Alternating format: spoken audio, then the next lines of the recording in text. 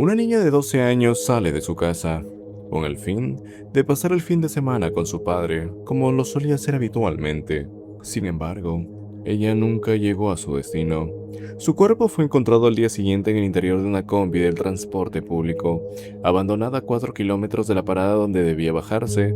La autopsia determinó que la causa de muerte fue asfixia por estrangulamiento, con fractura de los huesos del cuello, y también presentaba signos de haber sido violentada. El principal sospechoso de este caso fue el conductor de la combi, quien al ser procesado y recluido, terminó en prisión muriendo por circunstancias que generaron controversia.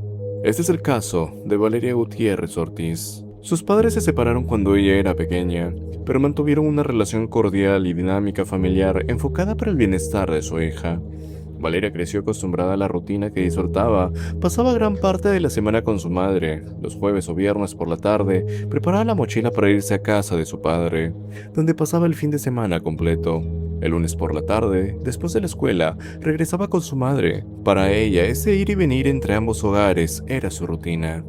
El 8 de junio de 2017, el padre de Valeria, Sergio Gutiérrez, pasó por ella a la casa de su madre, Jacqueline, para llevarla a su domicilio, como solía hacerlo habitualmente. Eran alrededor de las 5 de la tarde. Según la declaración de Sergio, comenzó a llover intensamente, por lo que decidió subir a Valeria en una combi de transporte público, la ruta 40, unidad 278, para que ella no se mojara. El recorrido era corto, apenas unas cuadras. Valeria conocía perfectamente la parada en donde debía bajarse. Mientras Valeria avanzaba en el transporte público, Sergio pedaleaba detrás en bicicleta, acompañado de su pareja. En un punto del trayecto, la combi aceleró y se les perdió de vista. Sergio continuó hacia la parada donde siempre esperaba a su hija, pero no la encontró. Sergio comenzó a preguntar a las personas alrededor si habían visto una niña con la descripción de Valeria o si recordaban haber visto pasar a la ruta 40. Sin embargo, nadie le brindaba una respuesta clara. Llamó a Jacqueline, quien salió de su casa con una fotografía reciente de su hija. Juntos comenzaron a recorrer las calles, a detenerse en cada parada cercana y hablar con vendedores, transeúntes y vecinos. Nadie había visto una sola niña bajar de aquella combi. La pareja se acercó a un policía de tránsito, quien les dijo que daría una vuelta para intentar ubicar la combi. Minutos después, regresó afirmando que no había visto nada fuera de lo común. Los padres acudieron a la agencia policial local, donde les negaron la atención. Les dijeron que tenían cosas más importantes que hacer, debido a las elecciones recientes de ese entonces, y los instaron a buscar en casas de amigas, insinuando que Valeria podría haberse escapado. Mientras las autoridades le cerraban la puerta tras otra, vecinos y amigos y familiares comenzaron a unirse a la búsqueda. Algunos recorrían las calles, otros llamaban a contactos, otros revisaban zonas más alejadas. Jacqueline llegó al sitio donde guardaban las combis al finalizar las rutas, revisó una por una y preguntó a choferes y trabajadores, pero nadie sabía nada. Todas las unidades estaban ahí, excepto la que importaba. La madrugada del 9 de junio llegó sin una noticia concreta sobre Valeria. Fue hasta que los padres llegaron a la procuraduría que, después de esperar casi 3 horas, alguien decidió tomar su declaración. Allí se registró a Valeria como persona desaparecida. La alerta Amber, el mecanismo diseñado para responder con urgencia ante la desaparición de un menor, no se activó hasta sino 10 de la mañana del 9 de junio, es decir, más de 12 horas después de haber sido vista por última vez y alrededor de 17 horas de que Sergio la subió a la combi. El retraso generó controversia. La alerta Amber debía haberse activado desde el primer momento. Valeria era una menor de edad, no tenía historial de escaparse, y existía una descripción precisa de su vestimenta y objetos personales. La mañana del 9 de junio, una combi blanca perteneciente a la misma ruta que Valeria había abordado fue encontrada abandonada entre dos calles, a 4 kilómetros de la parada donde debía bajarse. Los vecinos no sospecharon nada inicialmente. En esa zona existía un taller al que los choferes solían llevar sus unidades para revisión, pero al pasar las horas, la unidad seguía sin actividad. Un vecino decidió aproximarse para revisar qué ocurría dentro. En el interior, sobre el asiento trasero, estaba el cuerpo de la niña. El vecino avisó a las autoridades, la identificaron y se confirmó que se trataba de Valeria. La autopsia determinó la causa de la muerte: asfixia por estrangulamiento, con fractura en huesos del cuello y signos de haber sido violentada. La familia tuvo que esperar casi un día completo para que les entregaran el cuerpo. Las autoridades afirmaron haber encontrado una muestra de ADN lo suficientemente sólida para compararla con cualquier sospechoso. Un vídeo de cámara de seguridad cercana al punto donde Valeria abordó la combi mostró a la niña subiéndose al transporte mientras Sergio avanzaba en bicicleta a lo lejos. El vídeo mostraba un día soleado, sin rastros de la lluvia intensa que Sergio había mencionado en su declaración inicial. Aquella contradicción generó sospechas y también preguntas. En la declaración de Sergio, explicó que él mismo encontró ese vídeo en una cámara privada y lo entregó a las autoridades voluntariamente, recalcando que no tenía nada que ocultar. Aclaró que exageró al hablar, y aquel día había llovido en distintas zonas de la colonia, pero no en el momento exacto captado por la cámara. Recordó que al empezar a pedalear sintió caer algunas gotas, y pensando en proteger a su hija, decidió subirla a la combi. El vídeo permitió identificar la unidad en la que viajaba Valeria. Eso llevó a las autoridades directamente al conductor que manejaba el vehículo en aquella tarde. El conductor había trabajado apenas una semana en esa ruta. Después de la desaparición de Valeria, dejó de presentarse al trabajo sin previo aviso. Su nombre era José Octavio Sánchez Razo. La familia de Valeria llegó a tener una fotocopia de su documento de identificación, que indicaba que tenía 24 años. Sin embargo, las fotos y la edad registrada no coincidían con la apariencia real del hombre. Cuando la policía lo localizó, la captura fue rápida. José Octavio había usado documentación falsa. No solo mintió sobre su edad, porque en realidad tenía 43 años, sino que también modificó datos que permitieron ocultar su historial criminal. El hombre tenía 4 antecedentes por delitos sexuales, todos cometidos contra jóvenes entre 17 y 20 años. Había salido de prisión hacía poco tiempo después de cumplir una condena y encontró empleo como conductor presentando una identificación adulterada. La muestra de ADN recolectada del cuerpo de Valeria fue comparada con la del conductor. El resultado fue un positivo contundente. José Octavio terminó confesando el crimen. Con la confesión y el ADN que lo vinculaba directamente, fue llevado a un centro penitenciario mientras esperaba su proceso penal. Sin embargo, la estancia de José Octavio en prisión fue breve. A los pocos días de su ingreso, José Octavio fue encontrado muerto dentro de su celda. Eran las 5 de la mañana cuando un guardia descubrió el cuerpo, sentado en el suelo con las piernas extendidas y un lazo alrededor del cuello. Aquel lazo era uno de lo que los reos utilizaban en la lavandería. Según el reporte oficial, se había colgado de uno de los barrotes de la puerta de la celda, provocándose la muerte por asfixia. La autopsia confirmó este hecho. La conclusión no convenció a muchos. Un recluso que se identificó como Manuel habló públicamente en una entrevista, afirmando que la muerte de José Octavio no había sido un suicidio, sino un asesinato cometido por los propios internos. En declaración por parte de Manuel, a José Octavio ya lo estaban esperando. Manuel explicó que dentro de la cárcel los delitos sexuales, especialmente contra menores, generan un profundo rechazo. Los internos suelen enterarse rápidamente del tipo de crimen por el que cada detenido llega. También contradijo la información oficial sobre las condiciones de la reclusión. Mientras los reportes hablaban de que compartía celda con 2 personas, Manuel aseguró que la sobrepoblación era tan grave que en realidad convivían entre 15 y 20 internos en un espacio reducido de 12 metros cuadrados.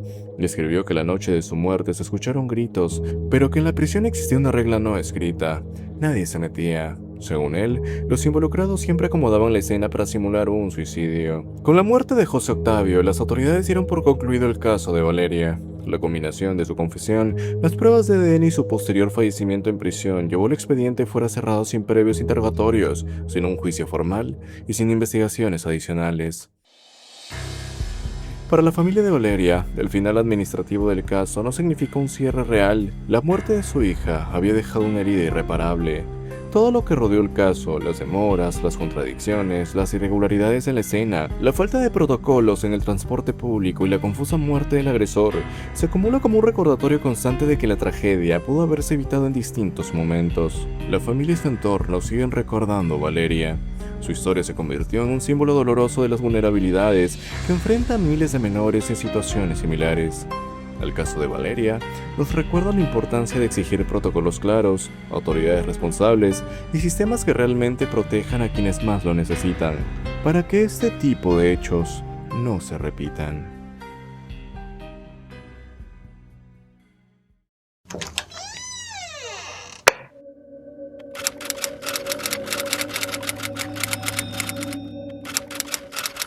El 25 de noviembre del año 2019, Día Internacional de la Eliminación de la Violencia contra la Mujer. Abril Pérez Zagaón fue asesinada a tiros en la Ciudad de México. La empresaria ejecutiva de 48 años se encontraba en un vehículo con sus 3 hijos y su abogado cuando una motocicleta se colocó al lado del automóvil y los sicarios empezaron a disparar contra ella. Abril había denunciado a su ex esposo, Juan Carlos García Sánchez, por violencia doméstica y tentativa de feminicidio. Meses antes del asesinato, García Sánchez había sido liberado de prisión por decisión judicial, a pesar de las pruebas presentadas por la víctima y su hijo.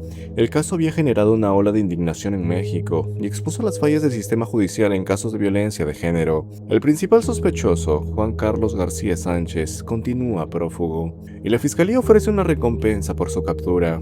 Abril Pérez Zagaón nació en 1971 en Monterrey, Nuevo León, México. Creció en el seno de una familia emprendedora. Su madre, María del Socorro Zagaón, trabajó para brindarle a Abril y a sus 2 hermanos, Javier y Annie, la mejor educación posible. Desde joven, Abril demostró talento para el emprendimiento y los negocios. Ella se graduó de la Universidad de Nuevo León y obtuvo un posgrado en negocios en el Instituto Tecnológico y de Estudios Superiores de Monterrey. Encontró su vocación en el mundo de las ventas digitales y ascendió rápidamente en aquel campo, logrando un importante puesto como ejecutivo en el Banco Bilboa Vizcaya de América, al que actualmente conocemos como BBVA. A principios de la década de 1990, durante el ascenso de su carrera, conoció a Juan Carlos García Sánchez, un empresario nacido el 11 de noviembre de 1968. García Sánchez se había graduado con honores en Economía en el Instituto Tecnológico y de Estudios Superiores de Monterrey y se había formado en prestigiosas universidades de Estados Unidos, como la Universidad de Pensilvania y Harvard. Abril y Juan Carlos compartían círculos sociales, estudios y proyectos. Iniciaron una relación sentimental y se casaron en 1994. Juntos habrían tenido éxito en varios proyectos empresariales. La pareja tuvo 3 hijos, Ana Cecilia, Juan Carlos Jr. y Julio Andrés. A pesar de ser una mujer muy ocupada con sus compromisos laborales, Abril siempre se las ingenió para estar presente en la crianza y cuidado de sus hijos. Sin embargo, aquella familia no estaba pasando por el mejor momento debido al temperamento de Juan Carlos. Era un hombre muy enojado, explotaba por cualquier cosa y siempre era Abril quien se llevaba la peor parte. La violencia comenzó de manera verbal. Juan Carlos hacía sentir mal a Abril, le decía cosas horribles y le insultaba. Con el tiempo, la violencia escaló a agresiones físicas. Juan Carlos golpeaba a Abril en repetidas ocasiones. Abril trató de ocultar la situación a amigos y familiares. Decía que quería lo mejor para sus hijos y que, estando con Juan Carlos, ellos tendrían el mejor futuro posible. Temía por la estabilidad económica de los menores y por eso no se alejaba de su esposo. Para el año 2009, familiares y amigos comenzaron a notar algo en el matrimonio que no iba bien. Algunas personas vieron moretones en Abril, producto de los golpes de su esposo. Sin embargo, ella se mantenía firme en que seguiría con su matrimonio. Para el año 2014, Juan Carlos fue nombrado como una de las personas más importantes del área de comercio de Amazon México. Un año después, debido a su nuevo puesto como director de operaciones en Amazon México, la familia se mudó a la Ciudad de México. Abril pensó que esto les daría un respiro, pero los problemas continuaron. Juan Carlos era muy cuidadoso en su imagen pública. Delante de otras personas fingía ser un hombre amoroso. En redes sociales escribía publicaciones en las que aseguraba que Abril era el amor de su vida. Sin embargo, en privado la vigilaba, la acusaba de tener amantes e incluso contrató detectives privados para seguirla. Para diciembre del 2018, la tensión en el matrimonio era insostenible. Durante un viaje a Monterrey para celebrar las festividades navideñas con la familia de Abril, las cosas habían llegado al límite. Juan Carlos tomó a Abril del cuello e intentó quitarle la vida. La acusaba de serle infiel con un compañero de trabajo, basándose en una fotografía que uno de los detectives privados le había tomado. Sin embargo, aquella fotografía no mostraba nada. El 4 de enero del año 2019, ya separados y planeando para decirle a sus hijos que se iban a divorciar, Abril descansaba cuando sintió un golpe en la cabeza. Pensó que estaba temblando y que un pedazo del techo le había caído encima. Al darse cuenta, descubrió que había sido su esposo quien le había golpeado con un bate de béisbol. Abril gritó, trató de defenderse y huir del cuarto. Su hijo mayor, de 16 años, entró a la habitación e intervino para que su padre no le quitara la vida a su madre. Abril huyó con su hijo y fue atendida en un centro asistencial por gravedad de las heridas. Mientras Abril era atendida en el hospital, Juan Carlos abrió su cuenta de redes sociales y comenzó a publicar que Abril le había sido infiel, que le había robado dinero y 26 años de su vida. Subió una fotografía de un cuchillo y un charco de sangre, afirmando que Abril lo había herido en el pecho. Abril pasó varios días en el centro asistencial. Tras recibir el alta médica, denunció a su expareja ante las autoridades. Se le concedió la custodia de sus hijos menores. La hija mayor, Ana Cecilia, ya era mayor de edad y decidió quedarse con su madre. Las autoridades establecieron que Juan Carlos debía pagar una pensión alimentaria de 6,000 pesos mexicanos mensuales, aproximadamente $350, cantidad insuficiente para cubrir los gastos de dos menores. Abril se mudó a Monterrey con sus dos hijos, desde donde damos seguimiento al proceso judicial de Juan Carlos y tramitaba el divorcio. Se unió a un grupo cristiano en pro de la familia y comenzó a trabajar como consultor independiente. Tenía planes de crear una organización para ayudar a mujeres que, como ella, habían sufrido violencia. El 20 de septiembre del año 2019, 9 meses después del ataque, las autoridades abrieron una carpeta de investigaciones contra Juan Carlos por el delito de feminicidio en grado de tentativa. El juez de control, Federico Mosco, lo vinculó a proceso y dictó prisión preventiva oficiosa. Juan Carlos fue llevado al reclusorio norte. El 3 de noviembre del año 2019, el mismo juez que lo había vinculado a proceso reclasificó el delito. El magistrado, Héctor Jiménez, ordenó revisar las medidas cautelares. Ni las fotografías de Abril en el hospital, ni su testimonio, ni el de su hijo fueron suficientes para mantener a Juan Carlos en prisión preventiva. El juez argumentó que no creía que Juan Carlos hubiera actuado para quitarle la vida a Abril, ya que ella estaba dormida e indefensa y, si hubiera querido matarla, lo habría logrado. También afirmó que el bate no era un arma, y por lo tanto no podía seguir el juicio por tentativa de feminicidio. La prisión preventiva fue levantada. Juan Carlos quedó en libertad, sujeto a medidas cautelares que incluían presentarse semanalmente a firmar y no salir del país. Abril, desesperada, envió una carta al juez expresando su miedo de que su expareja le quitara la vida. Sus súplicas no fueron atendidas. En libertad, Juan Carlos comenzó a pelear por la custodia de sus dos hijos. Esto obligaba a Abril de viajar de Monterrey a la Ciudad de México para asistir a todas las audiencias. También debía llevar a sus hijos a realizarse pruebas psicológicas. Una semana antes de la audiencia, Abril reunió a sus tres hijos y les aconsejó que persiguieran sus sueños y aprendieran a perdonar, posiblemente haciendo referencia a su padre. Fue una charla que parecía un presagio de lo que iba a suceder.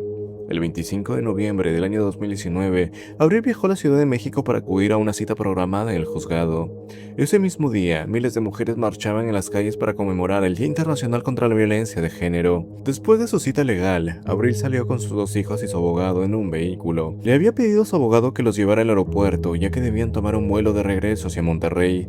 Mientras se dirigían al destino, el automóvil hizo una parada en un semáforo. Una motocicleta se colocó al lado del vehículo. Los sicarios dispararon 2 veces contra Abril. Ella resultó herida, pero sus dos hijos salieron ilesos. Uno de ellos iba recostado en la parte trasera y una de las balas solo le pasó rozando. Abril fue trasladada hacia el hospital, donde los médicos intentaron salvarle la vida.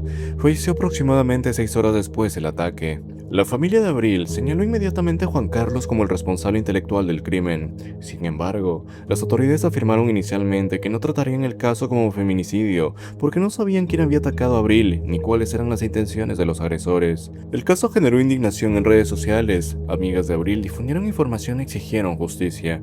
El hecho de que el crimen ocurriera el Día Internacional contra la Violencia de Género le dio un significado adicional.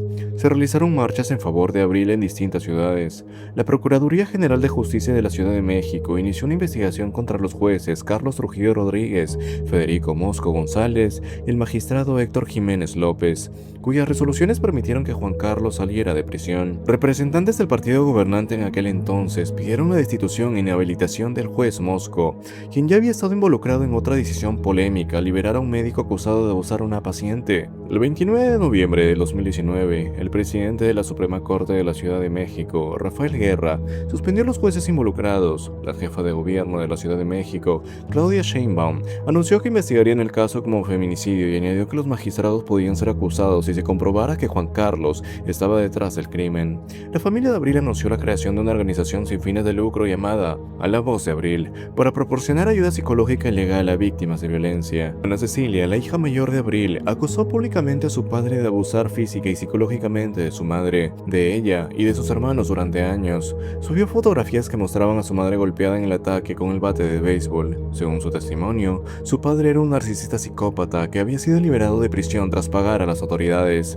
Se emitió una orden de aprehensión contra Juan Carlos, no por el crimen de Abril, sino por incumplir sus medidas cautelares. No se había presentado a firmar y había faltado a 2 audiencias judiciales. En una de esas audiencias, el juez leyó una carta enviada por el hombre, en la que afirmaba tener miedo por su vida, haber recibido amenazas de muerte y no poder presentarse en público por temor a represalias.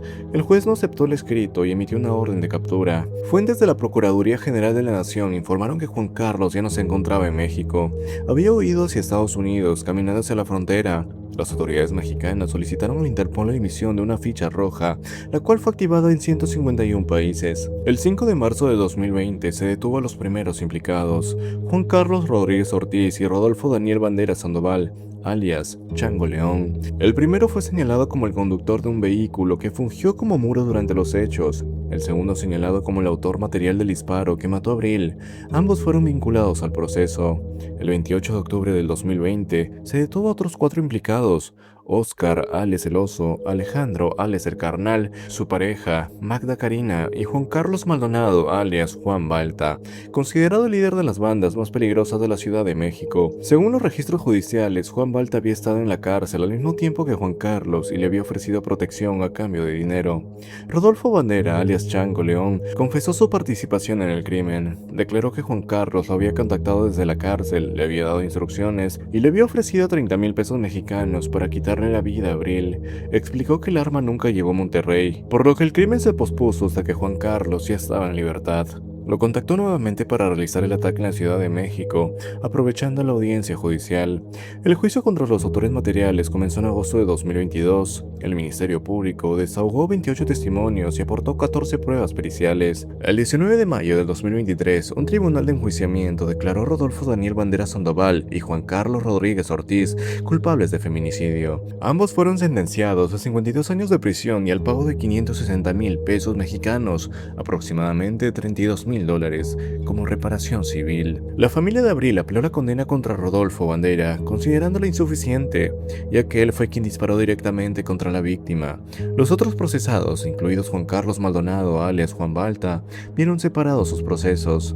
La querella apeló esa decisión, argumentando que retrasaría el proceso y generaría costos excesivos. A pesar del tiempo que transcurrió el asesinato de Abril Pérez, el principal sospechoso, Juan Carlos García Sánchez, continúa prófugo. Las autoridades mexicanas mantienen activa la ficha roja de Interpol. Los hijos de Abril viven con sus tíos en las afueras de México, esperando que se haga justicia. La familia ha anunciado que continuará luchando contra Juan Carlos para que sea detenido y condenado.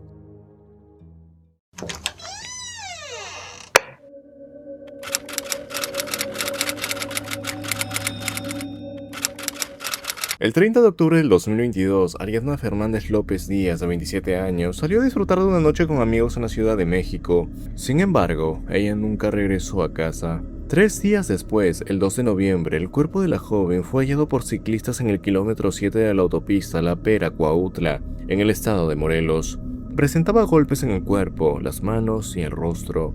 El caso generó una controversia nacional cuando la Fiscalía de Morelos, encabezada por Uriel Carmona Gándara, determinó que la causa de la muerte fue una broncoaspiración derivada de intoxicación alcohólica. Sin embargo, la Fiscalía de la Ciudad de México, al intervenir en la investigación, concluyó que se trató de un homicidio por causa múltiple. Ariadna era una joven emprendedora. Abrió un salón de belleza y tenía interés en la industria turística. El 30 de octubre del 2022, Ariadna salió con un grupo de personas que no eran sus conocidos cercanos.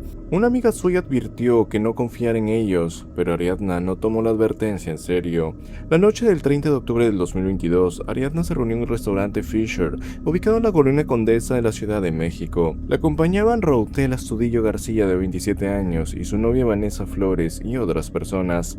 Las cámaras de seguridad del restaurante captaron a la joven compartiendo una mesa con el grupo. Tras aproximadamente una hora, Ariadna subió a una camioneta junto a los presentes y se trasladaron a la vivienda de Routel, ubicada a unas 10 cuadras del restaurante. En el departamento, el grupo permaneció reunido hasta aproximadamente las 19:44 horas. A esa hora, los demás invitados se retiraron, pero Ariadna no salió con ellos. Fue la única que se quedó con Routel y Vanessa en el inmueble.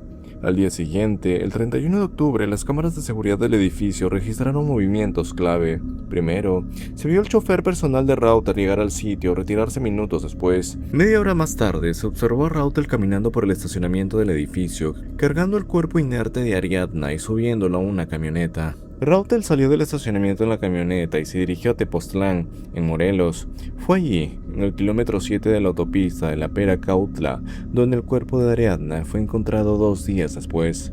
El 2 de noviembre de 2022, dos ciclistas identificados como Ricardo y Mariana encontraron el cuerpo de la mujer en el kilómetro 7.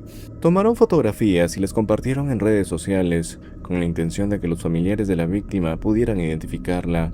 Las imágenes mostraban a la joven con el vestido subido, golpeada y sin pertenencias. Ricardo publicó las fotos con un texto en el que expresaba su deseo de que ninguna mujer tuviera que sufrir algo así. Los familiares de Ariadna identificaron el cuerpo a través de los tatuajes de la joven. Su hermano Omar señaló que la joven presentaba golpes en el cuerpo, las manos y el rostro.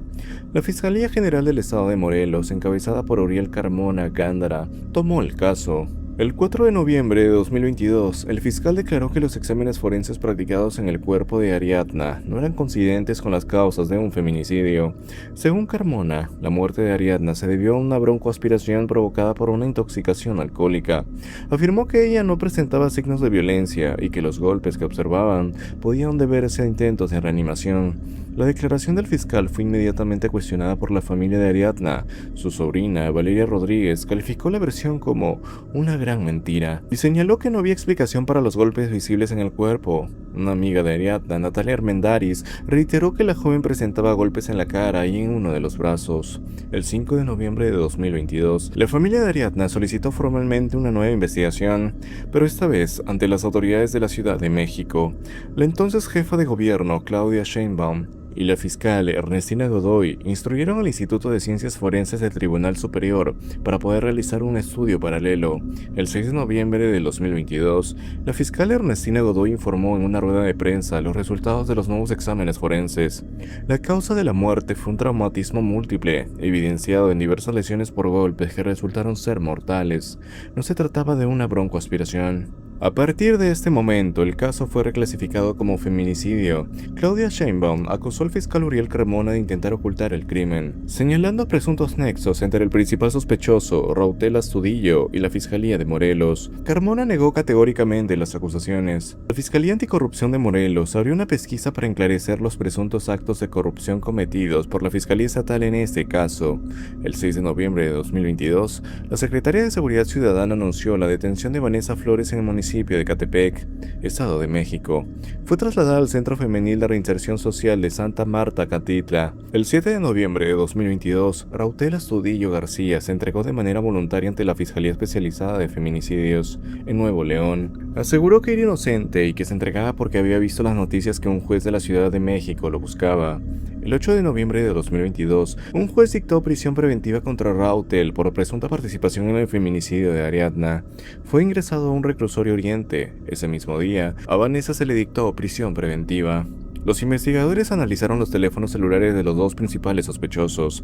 En el teléfono de Vanessa se registró una comunicación constante con Rautel los días posteriores al crimen. Los mensajes revelaron que la pareja coordinó una versión falsa de los hechos para librarse de responsabilidad. Vanessa le contó a Rautel que un amigo de Ariadna, llamado Ernesto, estaba dispuesto a denunciar la desaparición y pedía detalles específicos. Rautel le respondió que tenía miedo, pero luego le dijo que cooperaran dando información, pero teniendo cuidado con los detalles. Vanessa dijo que solo daría la información que Rautel autorizara. Rautel le envió un mensaje con la versión de los hechos que debía difundir. Vanessa repitió la misma versión a todos los amigos que le preguntaban, que se habían ido al restaurante a las 6:30, que estuvieron en casa de Rautel hasta las 9 y que Ariadna había tomado un Uber o un taxi. El 3 de noviembre de 2022, la pareja acordó ir al velatorio de Ariadna, donde Rautel habló de las cámaras y dio la versión falsa que luego fue desmentida por los vídeos. Una amiga de Ariadna le pidió a Vanessa que solicitara a la seguridad del edificio los vídeos de las cámaras. Vanessa respondió que no se iba a hacer nada porque las cámaras no captaban la imagen hasta la acera. Rautel aseguró que las grabaciones solamente duraban un día. Ambas afirmaciones resultaron ser falsas. El 31 de octubre de 2022, las cámaras captaron a Rautel cargando el cuerpo de Ariadna y subiéndolo a una camioneta. Aquellas imágenes se convirtieron en la pieza clave de la acusación. Las investigaciones revelaron la participación de otras personas en el crimen. El 5 de marzo de 2023 se produjeron las primeras detenciones. Entre los implicados se encontraban Juan Carlos Maldonado, alias Juan Balta, un líder de una banda criminal con quien Rautel había coincidido en prisión. En junio de 2024, Rautel Astudillo fue vinculado a proceso por el delito de desaparición cometida por particulares, debido a su posible participación en el abandono y ocultamiento del cuerpo de Ariadna. Su solicitud de amparo fue rechazada. En mayo de 2025, un tribunal colegiado negó la protección de la justicia federal a Rautel Astudillo, por lo que continúa en prisión. El 4 de agosto de 2023, elementos de la Fiscalía General de la República, junto con infantes de la Marina y policías estatales, detuvieron al fiscal Uriel Carmona Gándara. Carmona fue acusado de su presunta participación en el encubrimiento del feminicidio de Ariadna, al haber determinado una causa de muerte que no coincidía con evidencia forense. También enfrentó cargos por retardo de la justicia. Ante el feminicidio de Ariadna, los presuntos responsables siguen sin ser sentenciados. Rautel Astudillo García y Vanessa Flores permanecen en prisión preventiva. El caso continúa en proceso judicial, con múltiples audiencias y recursos legales presentados por la defensa. La familia de Ariadna continúa exigiendo justicia, en una lucha constante para que este caso no quede impune.